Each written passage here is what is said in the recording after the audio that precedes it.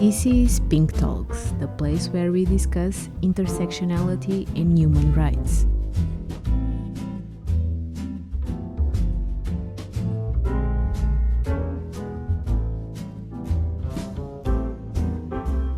Hello, everybody.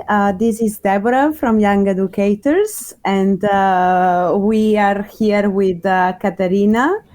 Hello, Katerina. And Fida. Hello, Fida. Hello. And Leah. Hello, Leah. Hi. Welcome, everybody. And today we will have the second round of Adichie's works. Last round was We Should All Be Feminists. And this round will be Dear Ijeawele, or A Feminist Manifesto in 15 Suggestions. So this was a book that was born as a letter, an email that Adichie brought to a friend who had asked for advice about how to raise her daughter as a feminist. It was published in March 2017, and we will go into each point of the suggestions that she gives. They are in total 15 suggestions, and we will discover everything through the event. I don't know if you want to start by saying like what did you think about the book or something, or if you want to go directly from the points. So I think for me, the book, it's like a roadmap for not only young feminists, but to how to educate a girl and a boy to become feminists. But the way that she writes, for me, it's also like a love letter to a new state of like being in the world. So I think that's really, really nice.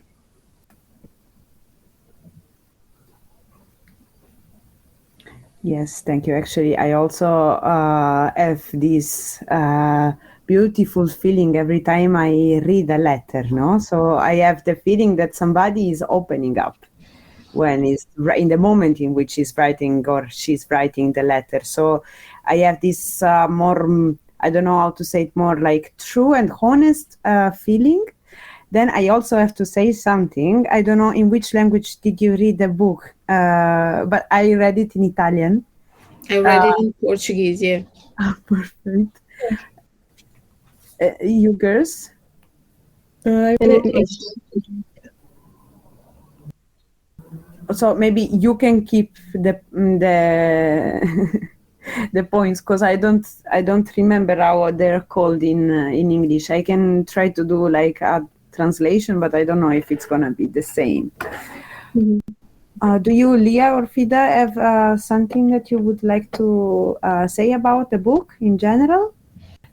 I think for me, I just read it recently. So although it was like a letter for a mother to teach her daughter to be feminist, I thought it was nice as a young woman, I think, as like reminders of how I should be in my life.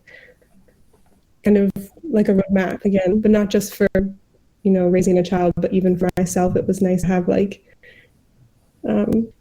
maybe not like a checklist, but kind of just like a reminder, you know.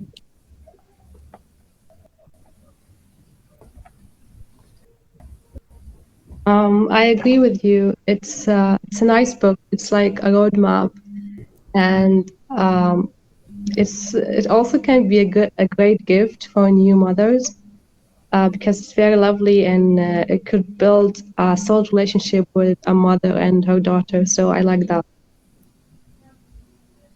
Yes. Also, I don't know, like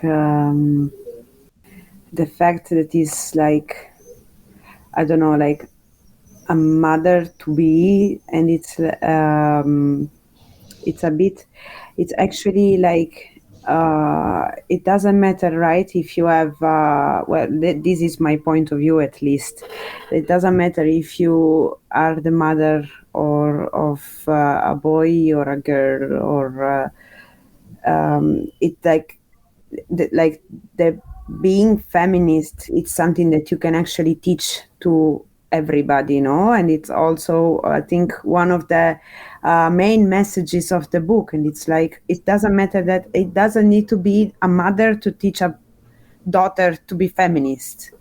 It can also be the father, and it can also be the grandmother, the grandfather, the caregiver, whoever that teaches whoever to be feminist and to actually, live in this kind of shared world out of respect with other people, no? Mm.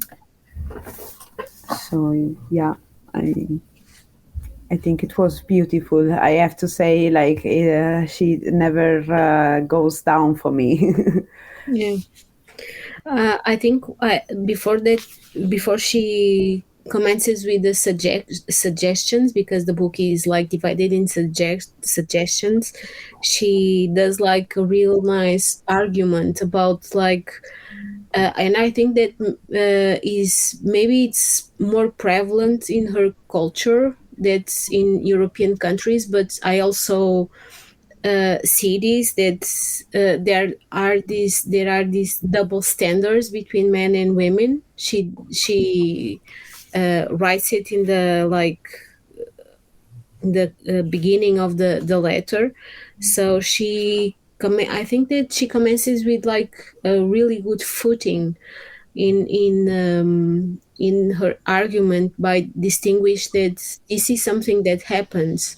So maybe more in a more prevalent way in her culture, but also I see this in European countries, for example, regarding motherhood. So mothers should be like mothers, but they also have like be to work, but the men are not like elevated in that standards. Regarding, for example, she gives the example of the premise of cheating in a couple.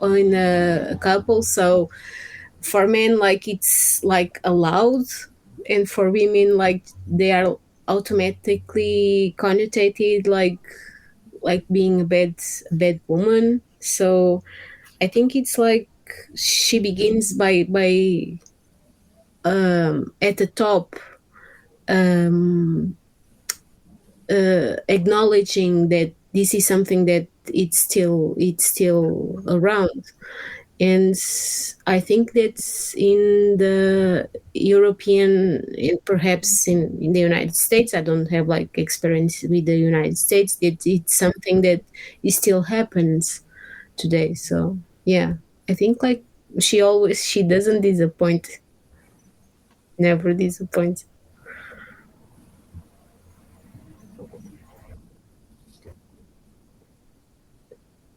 Would you, Fida, would like to add something, maybe connected to the generalities of the book, or what do you think?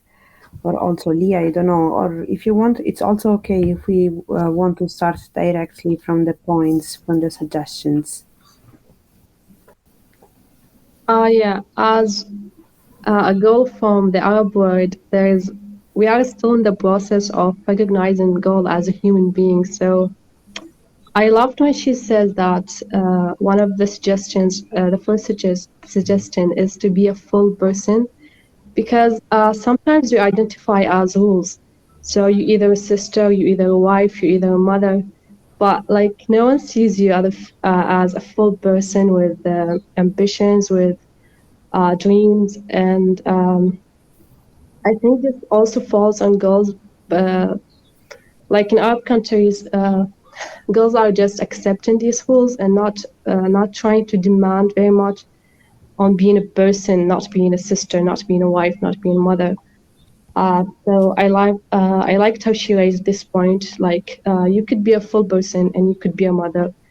Like you don't have to be categorized into one thing in order to be recognized in the society.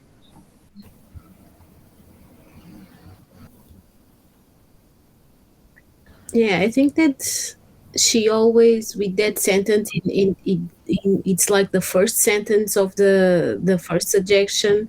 She always elevates women to the condition of full human beings. So I think that's very beautiful.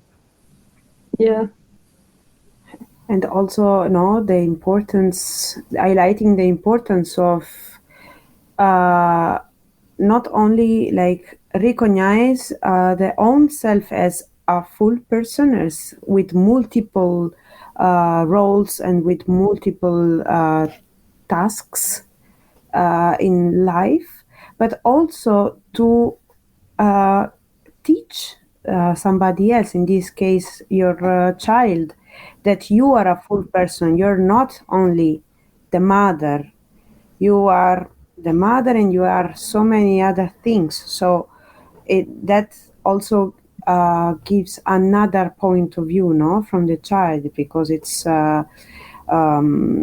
important to have it not just as a role but also as a role model. And it's well, this is a bit more tricky, I guess, when you are still like a toddler or a baby.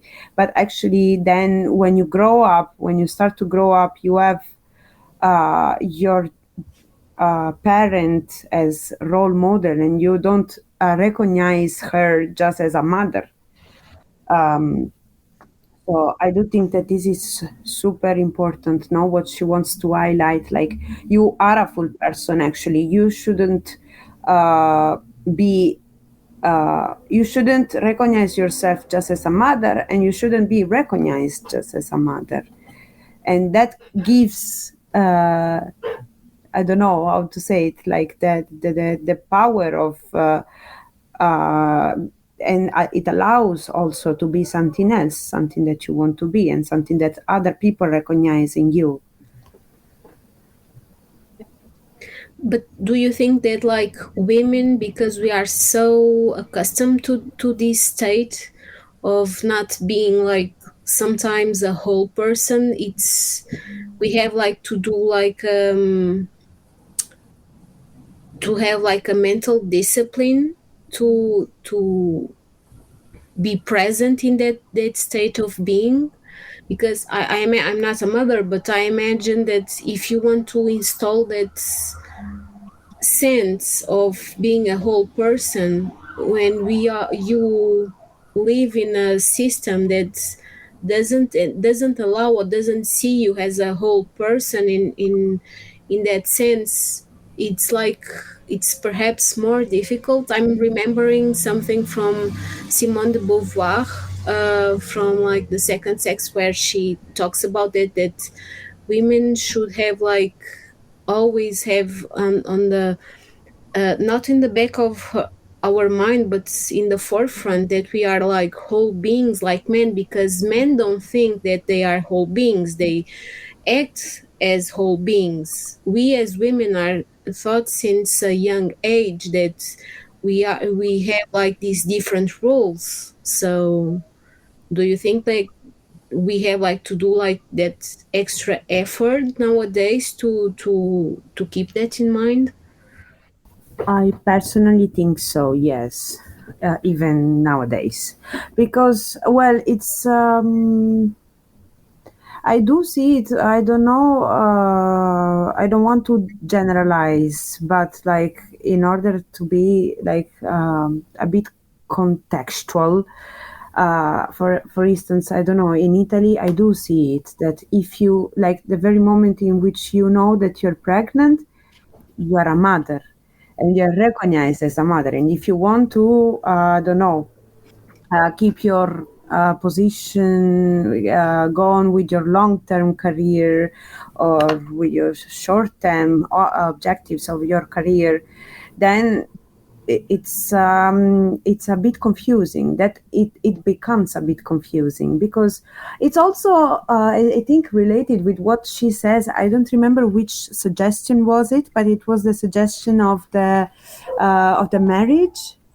It was, I don't remember which number, but when she says, you don't have to see the marriage as an achievement. So it's like in that, like I do have this image of like a baby girl that imagines and that plays to be a mother, and that imagines like her wedding dress, whereas like the boy doesn't play like a father and he doesn't imagine a wedding dress. In this sense, like, you do have to have make an extra effort in order to be a full person and also a mother and also a wife, while actually the man doesn't do it. It doesn't put the extra effort to be recognized in his career as a father and as a husband, because he doesn't think about it. I think that's the core point, no? That women are taught to be something, and this something is generally either a wife or a mother, but also mother. So it's a bit.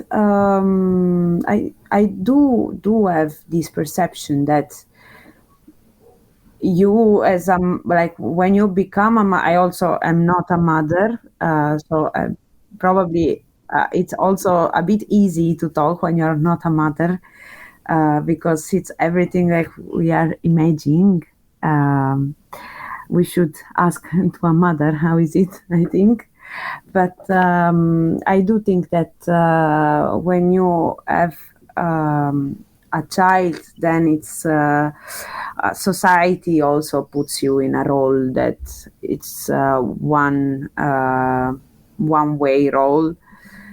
So I do think that you need extra effort, honestly. I think it was something too she brought up towards the end of the book, and I think we've talked about this before when we read A Room of One's Own, about the extra time that girls have to spend thinking about being a person, and not just being a person, but being a woman or being a girl.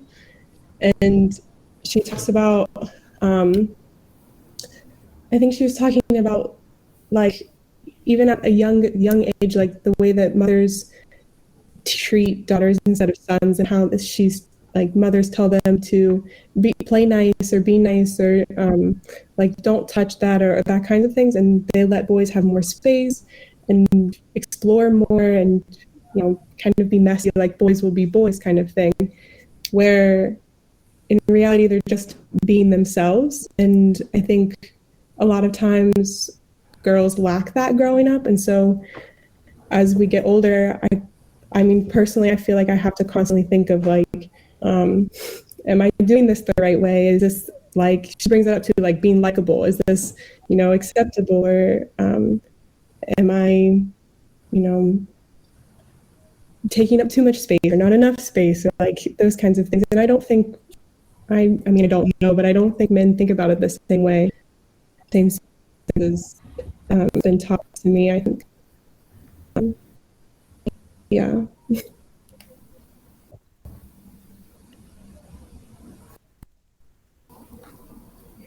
Actually, in Portugal, something that really annoys me when, like, I've seen this, like, when I'm with my friends that they are mothers and they are picking up the kids in the preschool, that the educators, it's probably like a slip of the tongue, but the educators treat the mothers, especially like the mother of Peter or the mother of David. So that's, for me, it's like a depersonalization of like a woman's identity because she has like a name.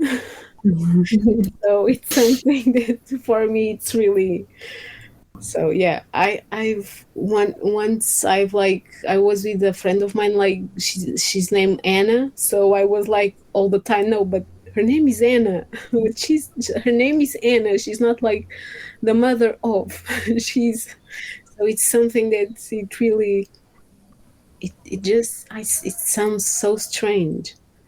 Yeah, as if once you become mother and that's it. That's your whole life now. Yeah. I think she talks about that too, the same way, like becoming wife is similar. Like she was talking about changing names and how, yeah, we're born with like the last name being a father's name, and then you have to change it to your husband's name. But not only that, but your title too changes. Like in English, like the Miss becomes like MRS, which means like of the Mister kind of. And but the men's never changes. Like it's always just MR, Mister. So it's not something that they ever have to even think about having to change or, accommodate to. So there's always like this labeling that happens to women.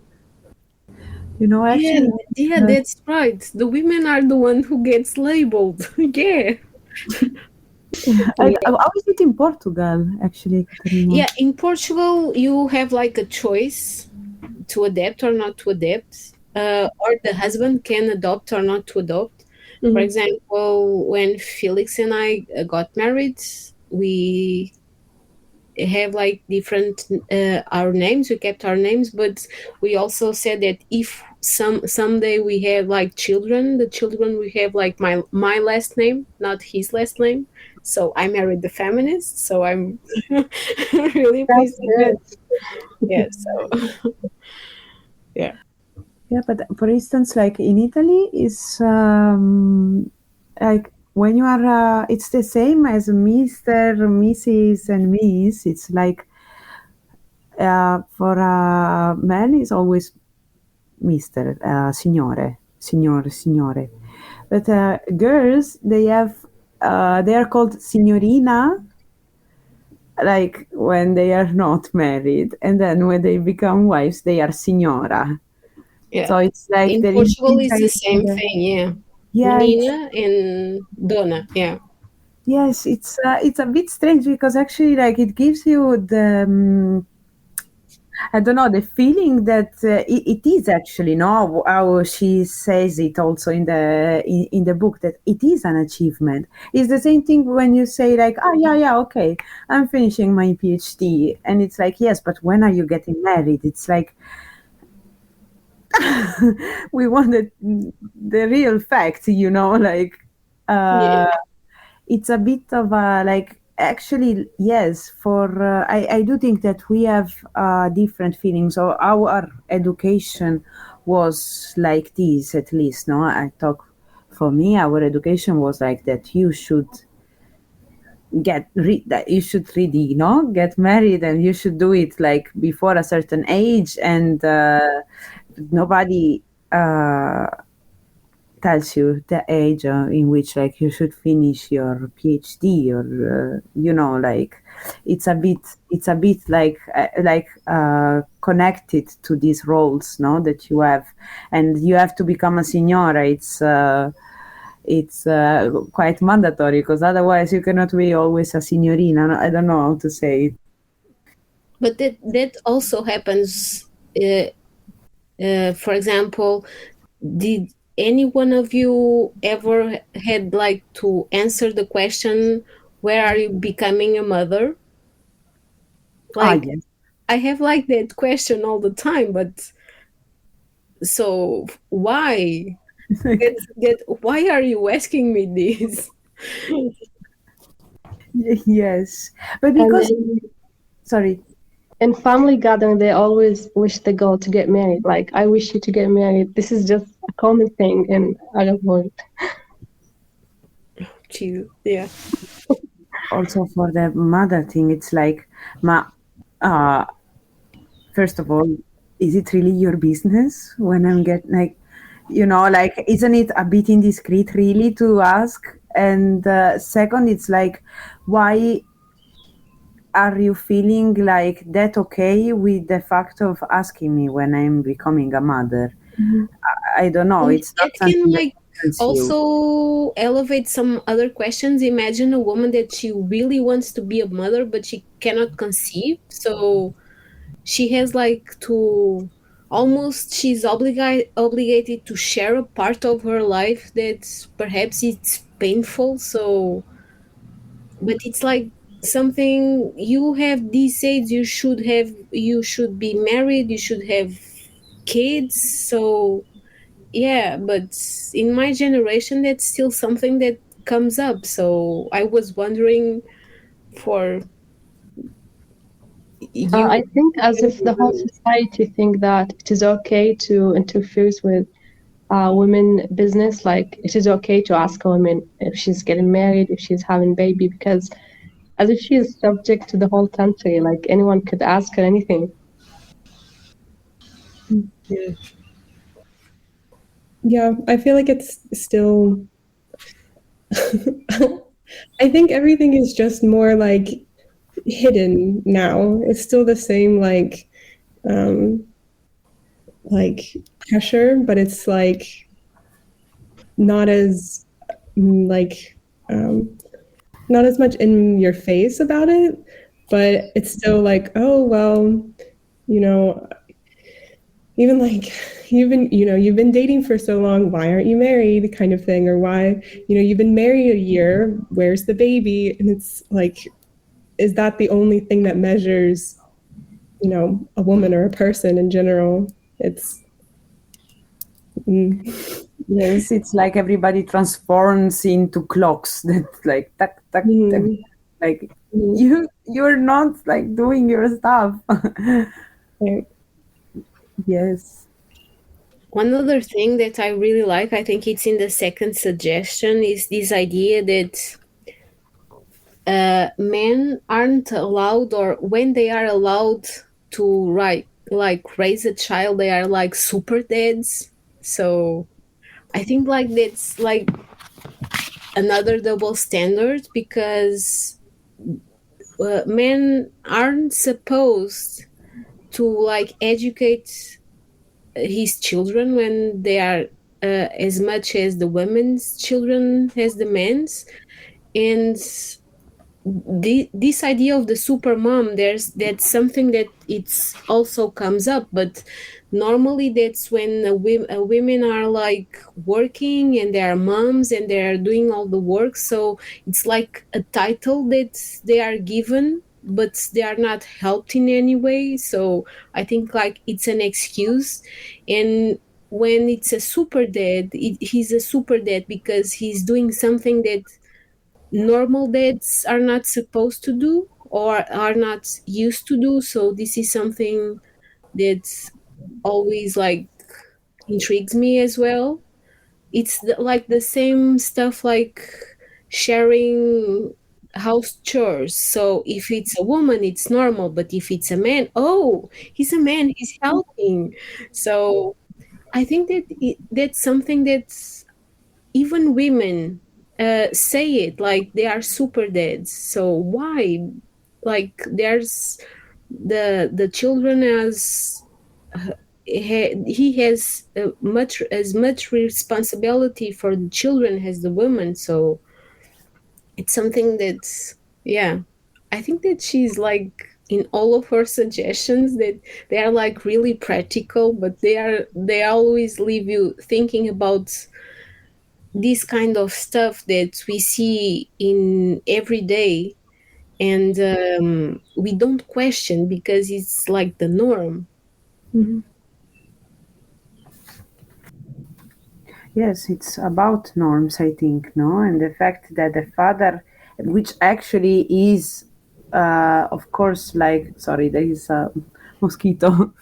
The father is such an important role in the life, and it's like why these moms are playing like the alone mom if they are not actually alone, no? And it's everything, like I think she says that everything can be done together, can be done by the father and the mother, but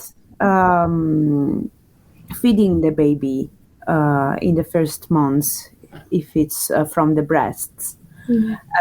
So it's like why like when did it happen that father as a title and the mother does all the work with the baby, also in educating him. And that's why I'm a bit stressing this point of the book. But I do think that the book really gives you and leaves you with this idea of sharing something, and that we all share something, which is, well, a baby, the world, and everything. So it's like, it's not just a matter of roles that are not balanced. It's like, okay, let's do it together. Let's like go hand in hand. No, that at the end it's what she was also suggesting in the other book. We should all be feminists, because it is actually true that if you like, you can change, you can empower women as much as you want, but if you don't also educate and empower also and work on men, you don't have as much result as you would have with both of them. Because actually, like, then I do think that this is also like super connected with emotional intelligence, right? So, and from that, everything spreads out, and then it's a bit more of a sharing of something else coming out. Yeah. I think too, one of those things was that she brought up was about like how we internalize the roles and like not perpetuate them, but like continue them in our lives, and how like she was saying, let your husband do the things, and if they're wrong, okay, like what's the worst that's going to happen? You know, maybe your child won't, die because it's wearing the wrong shirt or whatever. And I think that happens a lot too, like in the household chores, is like, I know how to do it, I'll just do it kind of thing. And I think a lot of that stems too from like the toys that we're given as children, like girls given dolls, boys given, she uses helicopters, I think, or cars or whatever. But it's like girls, I feel, are very taught to be nurturing, very young, and it continues throughout life, we know how to cook, we can clean, you're supposed to know how to take care of a child. And it's like,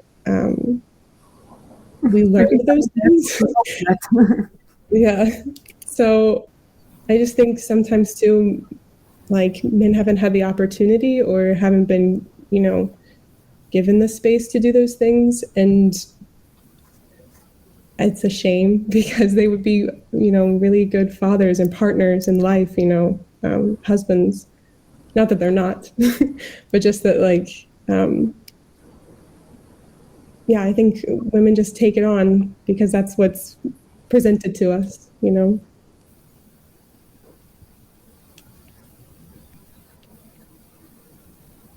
I think I don't know if any of you has like brothers, but I think that's like, there is a double standard in raising girls and boys. Mm-hmm. I have like a younger brother, and I remember we had like, my brother doesn't know how to do anything at home. So, yeah. Yeah, I have two brothers. Go on. No, go ahead, please. Yeah, I have two brothers, and my mother taught them nothing because they are boys and they should be outside exploring the world, whereas we should stay in home and clean and do all the tasks that they should do, like cleaning their rooms, or doing laundry for them, or even cooking for them. Like sometimes I would just be studying and my mom would call me to do some tasks for my brother, because it is easier than to raise him to do these things. And this is just sad. Yeah, we were very like, we both had chores, but it was very segregated. He did the outside chores and I did the inside chores, and which now thinking about him as an adult, because he's older than me, he's 2 years older, I just imagine like what would his house be like if he never learned to do these things. And he's actually going to have a baby soon. So I think it was really interesting reading this book and thinking about, you know, him raising a child and then me having a niece or a nephew too, and how I will interact with them also. So perhaps you can like offer him like the book. Here's here's something to help you. But I have a twin brother. So actually, we were raised, well, we passed phases at the same time. We have the same age, almost the same time. Then something, well, we are different people. But I have to say, so our process was actually a bit more. I do think that it's different when you have an older or a younger brother, because you don't have that direct comparison, right? So if I wanted to do something, I don't know, like when I was, I think like 5 years old, I went to play football where we were playing football together with my brother, and he was dancing with me. And we were doing everything together, really. So we were playing music together and doing stuff that would actually like imagine my parents having to deal with well, two of us. And it was always like very, I would say, like very inclusive for one and the other. Of course, there are some stuff that are expected from me a bit more than from my brother. That is, that was our education. No, I remember also like my grandmother that was expecting me to do stuff because I'm a woman. And but I also saw it that like she was expecting other stuff from my brother. Why? Because he's a man. You know, so it was like this. And actually, like we were super curious about that. We were talking a lot about this stuff, because it was like, hey Deborah, like why did she tell you that? Why are like, you know? And I was like the same, and this was like from very, very young.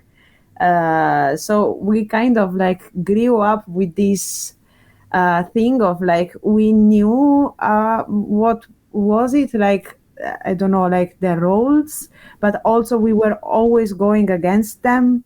And it's also like super expressed in our personalities of me and my brother. Like we are, I wouldn't say that conventional. Also, I don't know, like with maths or something else. Like maybe, yes, we were conducted into like to follow one path, but then we were going to the other one. So it was very interesting, actually. Now that I think about it as it was, and it's like, wow, like actually like it happened something amazing with us, because it was actually super inclusive. And I do see a sensitivity, like I don't know how to say it, like in my brother I do see a different sensitivity. Yeah. But I also ask myself, how many women that are not allowed like to play like boys play are lost like to the sciences or other great careers because that's not something that they are incentive to do. For example, or great football players, or like something in later life, they are not allowed, we are not allowed like to play some kind of stuff. for example, with Legos or stuff to build, we are always given like dolls and stuff like that. And how many women that are like lost to like engineering or sciences or stuff like that, that could be like pioneers. So yeah, I think that she also writes about that, like for gender roles, the pink for the girls and the blue for the boys. So it's like that's something symptomatic of something that is like deeper, because it's not just like women.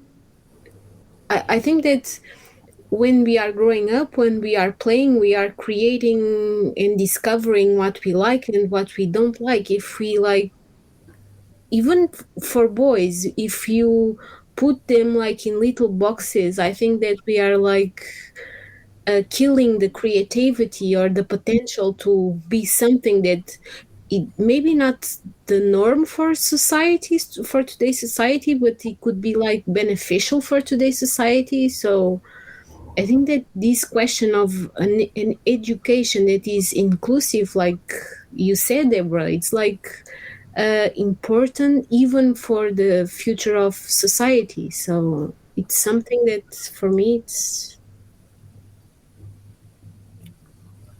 Yeah, I think this gets brought up too a lot when talking about like the wage gap kind of difference and how men are paid more. And I think for me, that's one of the biggest issues is that a lot of times, like girls get discouraged from certain studies or certain hobbies, and so you miss out on all of these opportunities that could happen. But I do agree it goes the opposite way as well. That like, boys miss out on being, more creative or sensitive or, in those senses. But I think, yeah, we really miss out on the full potential of a person because of these like boxes that you're supposed to fit in.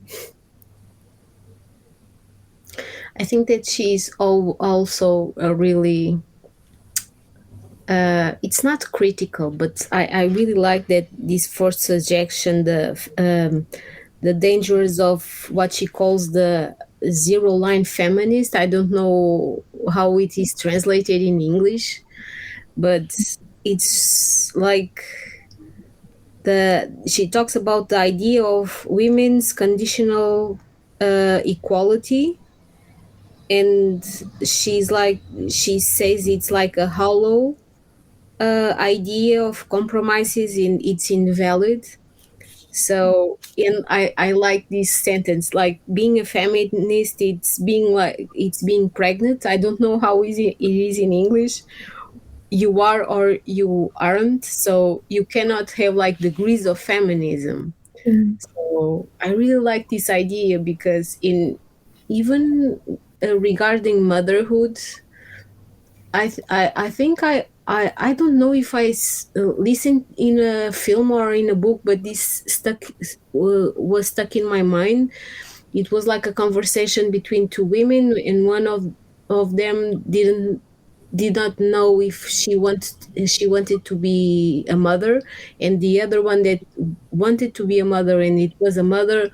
She told her, you have to make sure, because it's like getting a tattoo in your face. So when I read this sentence, yeah, like being a feminist is like having a tattoo on your face. You have to be committed to it, because it's like a basic human rights. You are fighting for your basic human rights to be seen as a full human being with equal rights. Yes, we have like biological differences, but we are made from the same stuff. So why can't we have like the same rights? So I think this first suggestion is like a very smart critique to those women that say that it's that kind of feminism that, yeah, we are different, so we have like different roles. And then I remember there's like a trend now it's like the trad wives, traditional wives. I don't know if you ever saw that. I encountered it like in Instagram when I went for a deep dive on that to try to see what it was. It's like they call themselves feminists, but they like the values from the 1950s. So women staying at home and raising their children, but they do not see women as equal to men. So yes, me as a feminist, I will fight for your right to, if you want to be at home and raise your children, if that's your choice and you don't have to be dependent uh, from men. But why are you saying that women are different from men? So when I read this first suggestion, that's something that it connected immediately with that like trend that I discovered like 2 or 3 weeks ago. So it's something that's, I think that she's right on. On the point. Wow, maybe we should have an event about this. How is it? A trend? Thread wives. If you go to Instagram and put the hashtag thread wives, Yes. you will see what it is. It's something that I was like, and for example, I've discovered because I like photography, and I was like scrolling from a very specific type of photography, like in the British countryside and stuff like that, and I entered like a page, and I was really intrigued about this concept of thread wives. And then I saw I clicked in some links and saw some interviews in like British daytime TV shows, and I was how I don't know how you can I'm curious. coexist. Yeah, how can you coexist with these two ideas? So yeah, being a feminist and being like uh, acknowledging that women are and men are not equal, so they have like different roles to play in society. So it's really intriguing for me. I'm still on the like the first stages of trying to figure what this trend is, because they are like younger women. So Wow. Yeah, no, I don't know anything about it, but I will definitely check into it. Then we can discuss more about it. yeah, because Adichie also refers that language is important. So this is an example of this. Language is important. Yes. So Also, the examples that we were discussing before, no, the Miss, Mrs., yeah, Signore, Signora, Menina, Donna. Yes. Well, also like she says something about princess in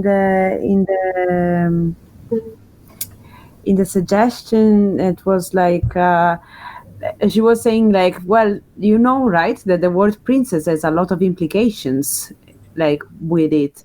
You're not just referring at a girl, like saying that like, well, this needs saying like princess and that's it. You were implying like a sense of beauty, a sense of role, a sense of like a perception of yourself and from the society.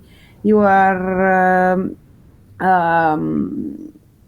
like you are implicitly saying that like there's gonna be a prince then, like, you know, like so many different implications that we actually don't think about when we say like, ah, well,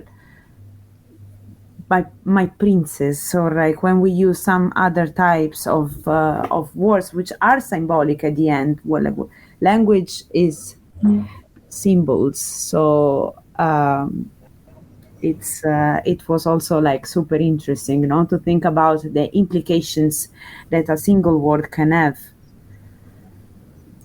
I think it's like a trend. It's not like in specific case for feminism, but it is beginning to have. We are beginning to see a trend when words are being devoided of their meaning. So, for example, when you are like discussing something, you say a word, but then then you excuse yourself about like with that excuse that, but I didn't mean that. But no, but you use that word. That word has meaning.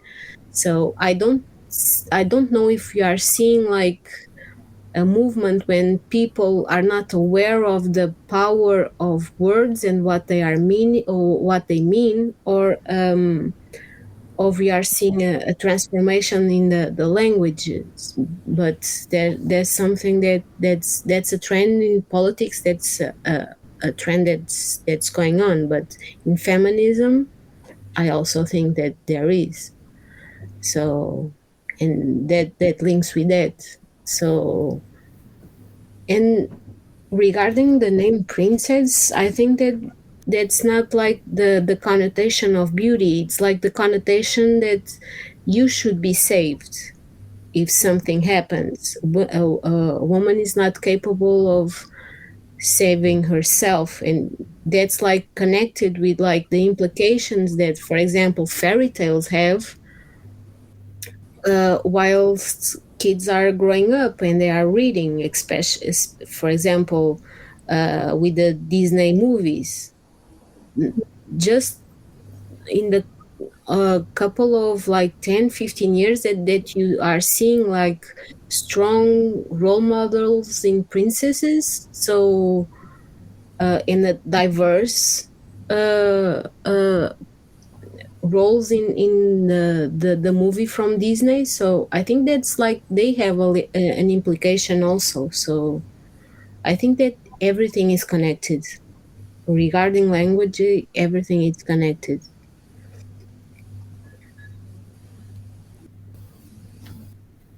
Yes. About the trend, is this has to do with likability? In the book, she says that teach your daughter to reject likability because I think these women. Sometimes I see men hate feminist women because they think feminist women are very competitive. They are loud. They talk back. So maybe these women trying to be like something in between. She's trying to get the light she wants, but at the same time, she's not trying to be rejected by men if she's fully feminist. Like, is this has to do with likability as well? I think so. In a sense, I think so. I haven't, like I said, I haven't like done like a bunch of resources on this, but I think that you are right, because if you think a little bit about this, especially for white women, uh, this kind of being likable by men, it also helps them to like have a status in a patriarchal system. um, and you can see that in like for example, in a work environment, if you have like some women that are more pleasing towards men, they perhaps like, and I think that genuinely, I think that is something that is unconscious. So I think that they have like more opportunities. If a woman is like outspoken about something, they are seen that they have to fight more for what they want. So I think that maybe you are like on the right track with it. Yeah.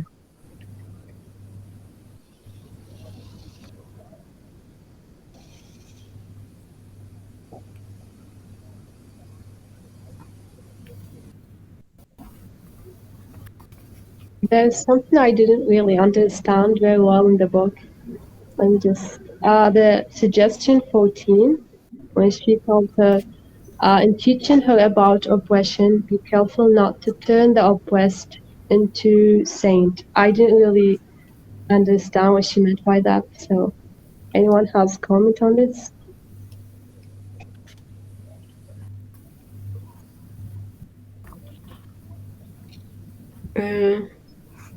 Can you repeat? I'm trying to. It is suggestion 14.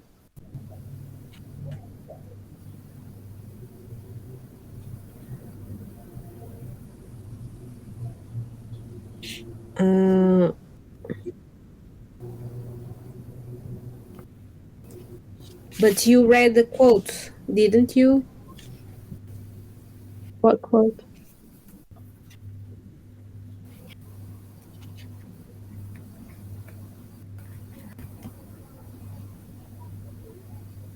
About kindness. It's the one about kindness, no? Yeah, Just in English, she uses the words like saintliness. Okay. yeah, Yeah. because I read it in English. Yeah, it says, in teaching her about oppression, be careful not to turn the oppressed into saints. Saintliness is not a prerequisite for dignity.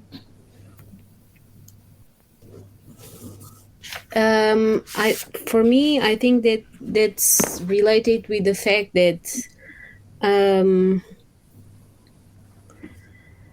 this is my interpretation of this, and I always recall like a book. It's like one of a great book for women to read. That it's Women That Run with Wolves from Dr. Clarissa Piccola Estes, when she does like a deep dive under a Jungian perspective from like different architectural motifs from like fairy tales.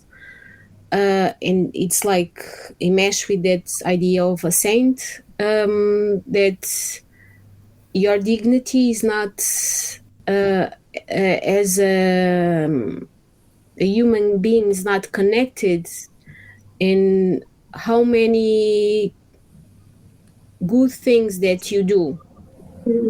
It's inherent. It's something that is inherited of you because you are born with that dignity. It's not something that you have like to conquer. It's not something that you have like to work. It's something that you have from the moment you are born.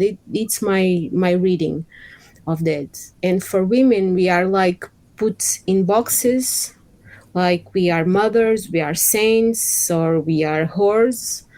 And that's something that it's enmeshed in our psyche as women. So when you are a saint for me, and let me see.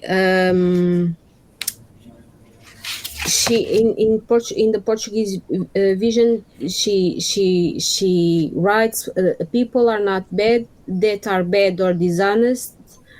They don't.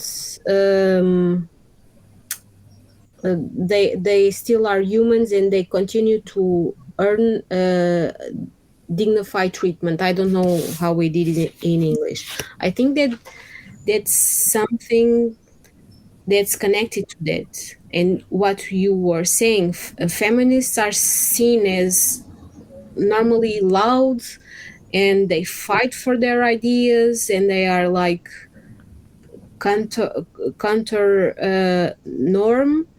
So I think that the idea that exists is this. It's you are dignity. You are for you to have dignity. You have like to be demure, subdued, and you should not talk loud. It's the same principle. You only are a lady if you don't talk loud, and if you put the right dresses, and if you don't show many lots of skin, and you are only you only have dignity to be treated with respect if you dress a certain way and if you talk a certain way. So I think that's the oppression that she's talking about. And I think that that's the also the danger that exists. It's because for some men, they only some type of women, they are like valid to be wives or companions or something like that, to be presented to his family. Like some women, because they do not fit in that like stereotyped box, they are not worthy of it. I think that's what she meant. But that's my point of view. Oh, yeah, I get it now.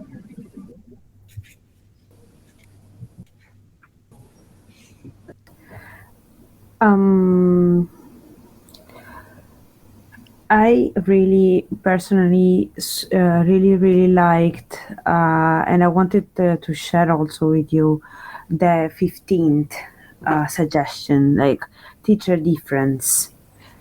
And like in these, I think that there is also the sense of identity, no? When she says in the ninth suggestion, when she says like, teacher, like the culture she's coming from, and teacher the dignity and the identity of that culture, and in that like also like embrace the difference. Now I think that these two suggestions, they can go a bit end to end, because um, well, there is the way I see it is like two ways. It's the sense of collectivity of our shared culture and shared norms and shared habits and rules and identities, but there is also the uniqueness of the single experience of the single person, of the single dignity and identity, no? So the fact of the like the normalization of the differences within a culture or among cultures, I think that it's like something that also leads to a sense of, so embracing these concepts, like also like they lead to a sense of tolerance that is different, and to a sense of understanding that is different. But I really wanted to have also your opinion on this.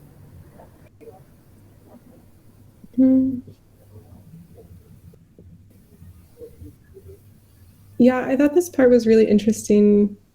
I think maybe for a different reason, but I liked how she was saying, like, about being like non-judgmental and having an opinion.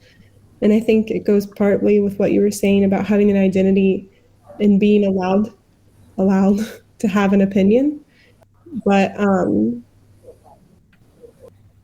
I think it's like a thin line between,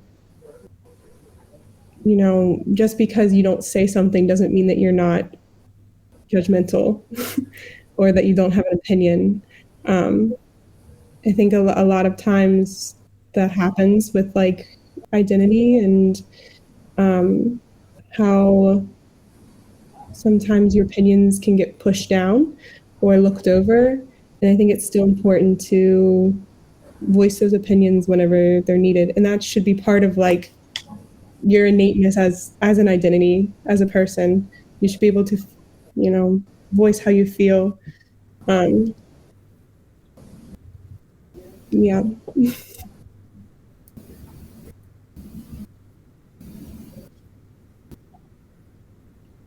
Yes, I do personally also see it like, well, in the meaning of culture, no? To be part of a culture and to actively contribute to a culture. I don't know how to say it better, but it's one thing is to represent a culture, and another thing is to make culture. And it's like you make culture, like you come from a culture, but that culture is also unique, and you embrace it the way you like, and you shape it, no, with according to your person, and it's like your experiences that allows you to make another frame of this culture. I think that this idea, like I thought about this when I read this, particularly the last suggestion, that it was like, yes, so like, because sometimes, we have this feeling that, yeah, but my culture says that, like something that is not written but is still like very present in the way we live our lives. And it's like, yes, but that's my culture, like, well, what do you, what can you do?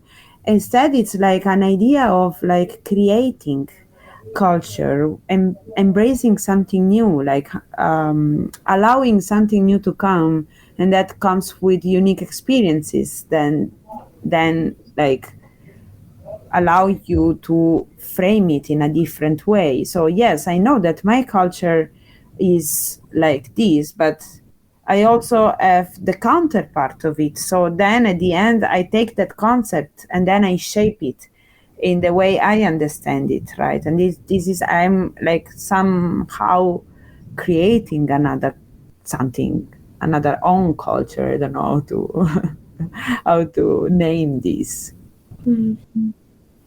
Yeah, I think she talked about that too, about like traditions, or like how that was, a lot of times people use that as an argument, like this is how it's always been done, or this is how it is done. And so, or like this is the traditional way. And when it doesn't have to be, like culture like that too is always changing. It's malleable. So I think, yeah, I think people use that just to escape like unknowns, or escape maybe when they don't have an actual answers to why things are the way that they are. It's just, oh, well, it's always been like that. But yeah, it doesn't have to be. Yeah, and I think teaching the difference is also important when you are trying to teach someone feminism, because feminism can also be a bit different depending on the context. For example, I see some Arab feminists that calls European feminists just exaggerating or wanting more right.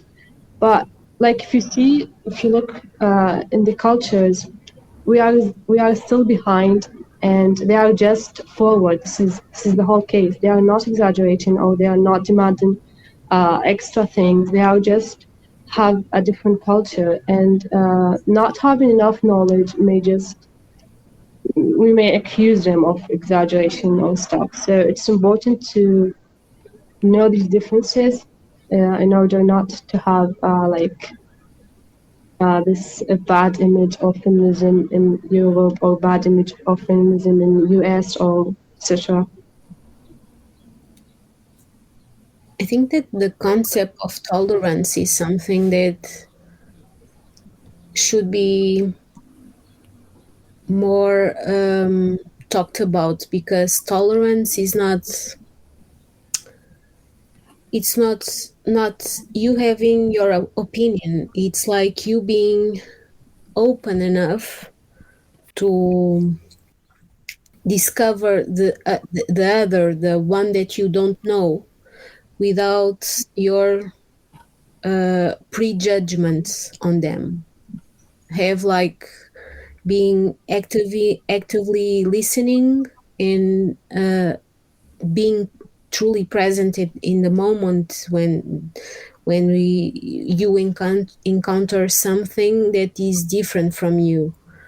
So it's not that you do not have an opinion on the subject, is that you have to be like open enough to listen to what is different from you.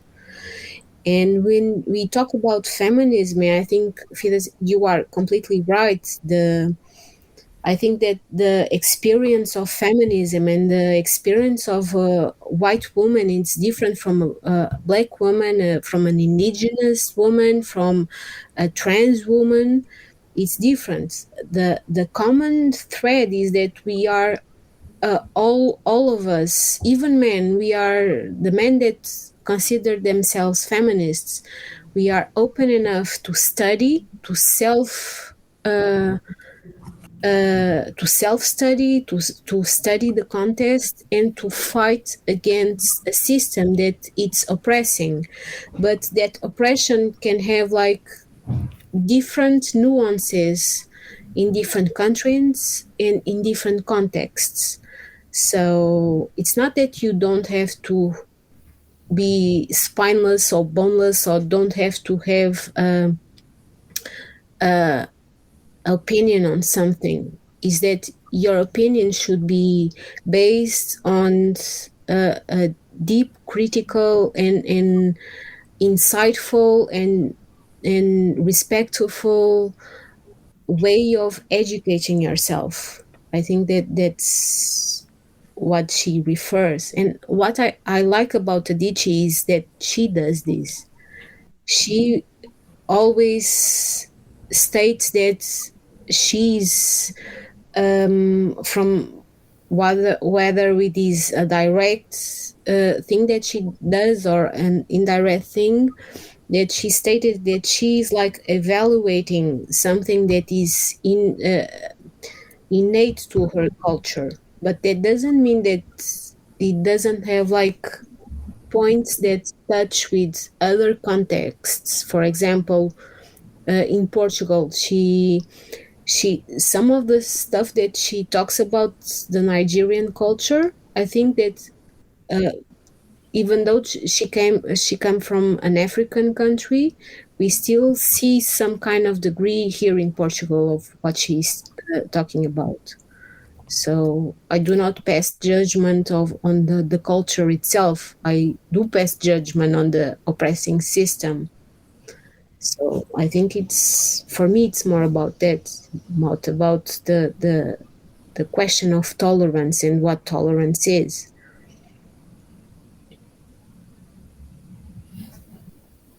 No, yes, I totally agree with this that you just said. Also with what Fidel was saying.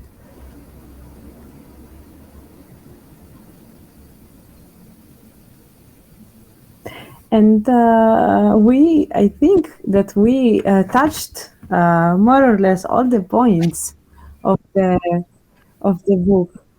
Is there something that we didn't mention, you think?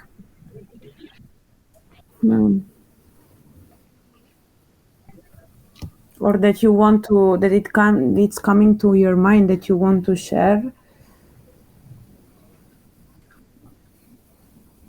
I think that she, in the fifth suggestion, she talks a little bit about teaching her daughter how to read. I think that it's really important. It's not, I think that what she's saying is not teach her how to read a book. It's like teach her how to read something critical, because that's important in all walks of life. So yeah, once again, the thing of education. And we can see that, for example, why is it that in Afghanistan the Taliban are like preventing girls From to go school. to school? So because education is something that it is important.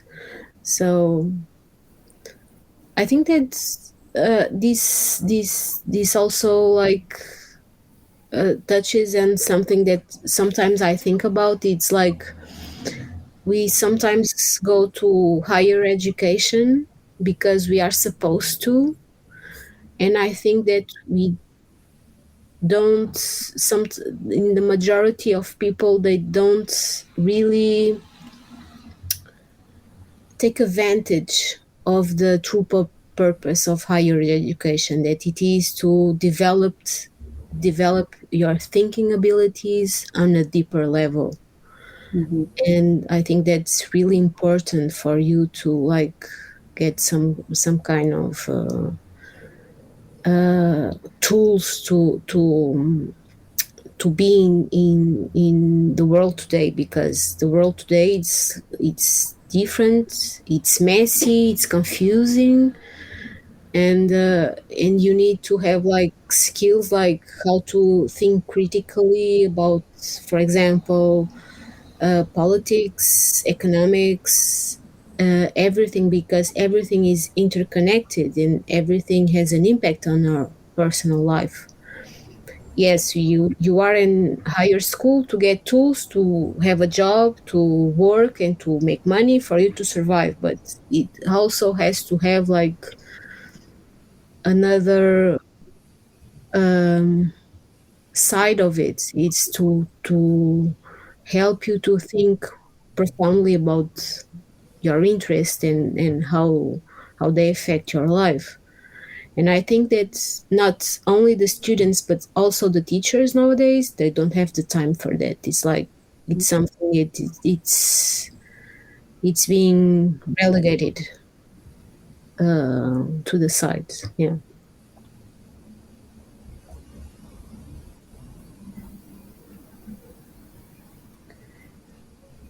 Yes, actually, it is no really a privilege no to go to educate yourself, to go to higher educations, and we sometimes we take it as granted, no. So it's like, yes, I'm supposed to do my bachelor, then my master, then this and this and this, but then like we don't like truly like use it, or I don't know how to say, we don't understand the degree of freedom that we get by having access to this education, and the way that we are also like shaping our ideas. It's also, of course, because of we have the opportunity to go to school, no. So it's something that, well, I think that we are here today just because we got somehow educated, no, on these topics. Just the fact that we read a book and then we discuss about it, it means that something happened there, that we got something and we want to share something. And that's how, no, you also create, first of all, critical thinking, and also like a sharing of knowledge, of opinions, of impressions, and how you clarify also doubts, no. So yes, I think that education is something that every time that I hear news about these women that cannot go to school, and they want to, no, I always like it's a bit odd, but actually, like, I remember when there are like kids or adolescents that they don't want to go to school, no. And then like I remember about this stuff, and it's like, wow, like can you get how privileged we are, and how we take it for granted. And yes, but as this one has so many other stuff that we encounter every day, and we don't know, we don't perceive the real impact of this also. And does somebody has a comment on that? I think it was interesting, like how about reading in general, and she says like even if she's not to go to school and merely just reads books, she would arguably become more knowledgeable than a conventionally educated child. And I was thinking about like my childhood, just reflecting, and I wasn't a very great student. I liked school. I thought it was fun, but I didn't do very well on like, when I was a kid too, they came up with No Child Left Behind. It was very like for standardized testing, which I was very horrible at. But my mom always encouraged going to the library. So we went all like every week, I guess. And we always had books everywhere. And I do agree. I think it really makes you become a critical thinker and a more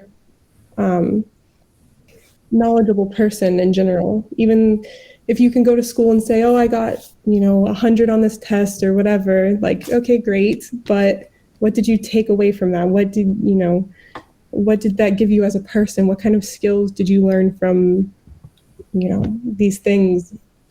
And I think a lot of people just, like you said, take education for granted, and you just do the test to get through, and you just finish school, to have the education, when education is deeper than the number of tests and things like that. And it really gives people autonomy and power in their lives to gain knowledge and, experience multiple things.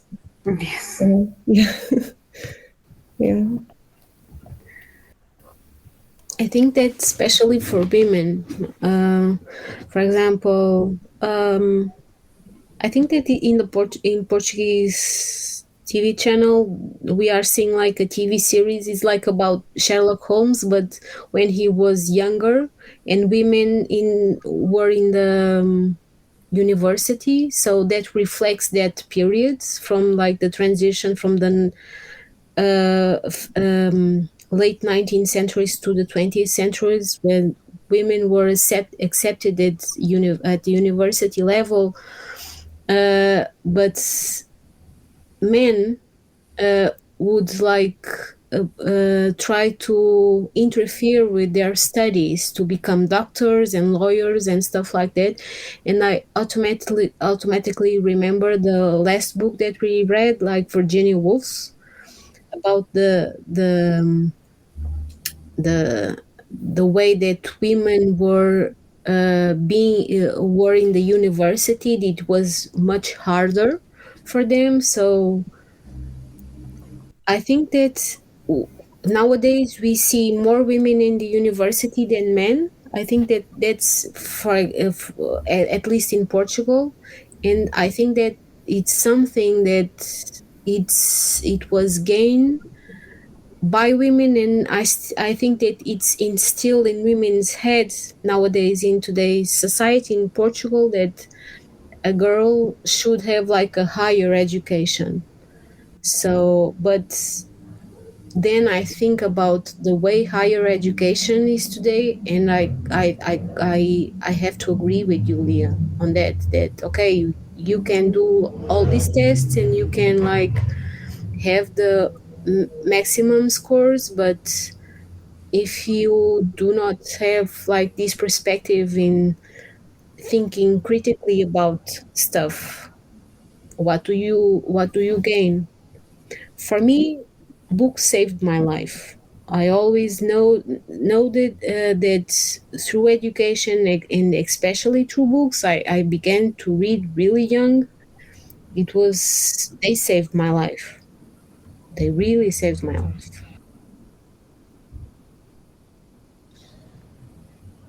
They are help actually, your development as a person. And it's like, it's incredible, the power, of some words written on a paper. And it's like, because they implement so many skills, and they are like truly like a silent caregiver. Well, it depends also, which book you are reading at the moment or stuff, but they have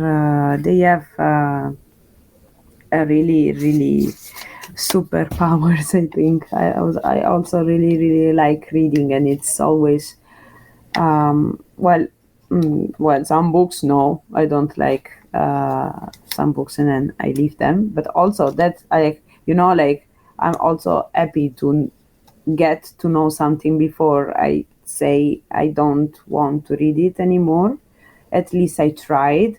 And this is also like something that like book taught me, because at the beginning, like, you don't know if you like thriller, if you like romances, if you like poetry, if you like any different type of genre of book. But then, like, you also start to get to know what's your favorite type, what you like to read, what you don't.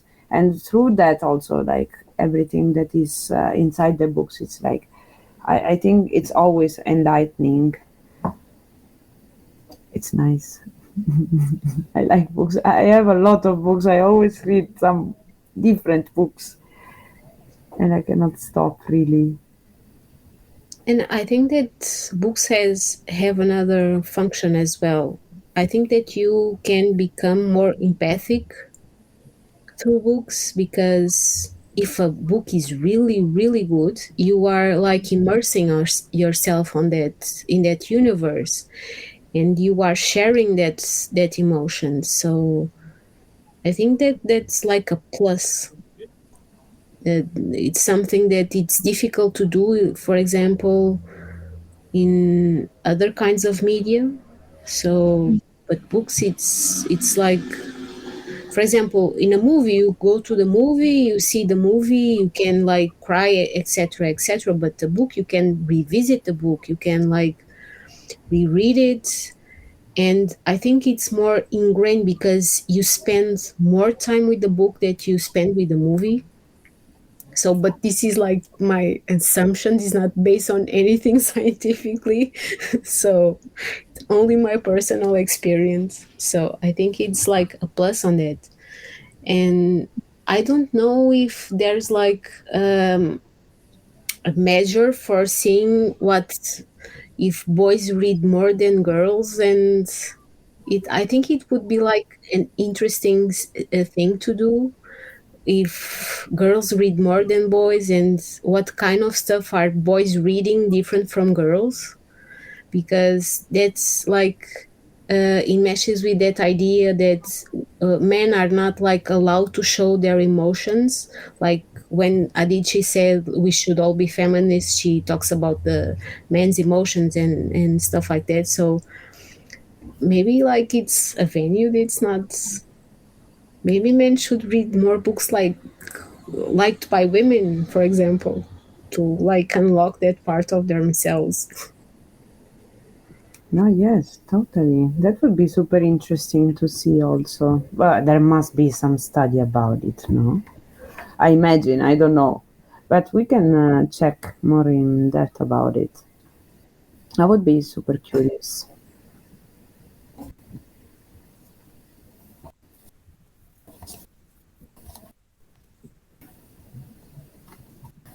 Well, do you, anybody of you want to point out on or share something else regarding what we have said in this hour and a half that we're talking now?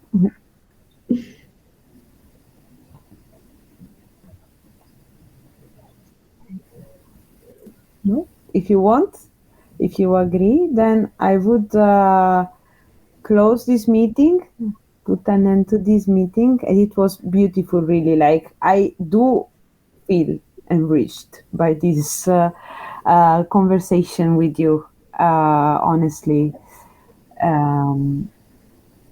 It was a pleasure to meet everybody, some of you again, some of you for the first time. And well, from my side, that's all. Okay. Bye, everyone. Bye bye. Thank you. Thank you for this. Thank you. Thanks. Bye. Thank you for listening to Pink Talks. Before we go, show some love for our favorite podcast by leaving us a comment and subscribe to the channel. We are Young Educators, a non-profit organization working on human rights, gender equality, and active citizenship.